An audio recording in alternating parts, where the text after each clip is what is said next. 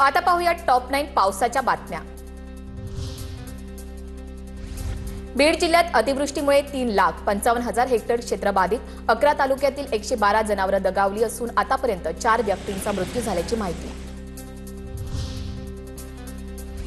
बीडच्या परळीमध्ये अतिवृष्टीमुळे नदीचं पाणी शेतात शिरलं, शेतकऱ्यांचं लाखोंचं नुकसान, तातडीनं पंचनामे करून नुकसान भरपाई देण्याची मागणी।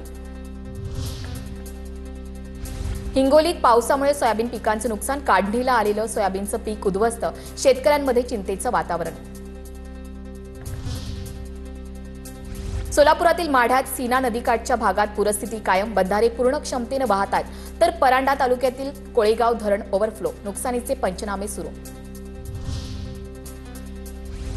मुसळधार पावसामुळे छत्रपती संभाजीनगरमधील शिल्लेगाव परिसरातील शेतातील पिकं जमीनदोस्त, मका, सोयाबीन, तूर आणि कपाशीचं मोठं नुकसान।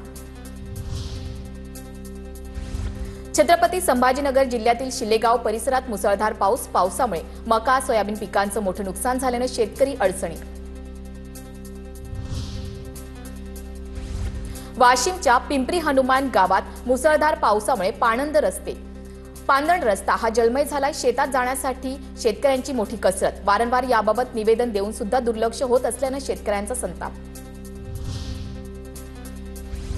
सोलापूरच्या बार्शीमध्ये ढगफुटी सदृश्य पावसामुळे आगळगाव परिसरातील हावळे ओढ्याला पूर, ओढ्याचं पाणी शेतात शिरल्यामुळे पीक जमीनदोस्त।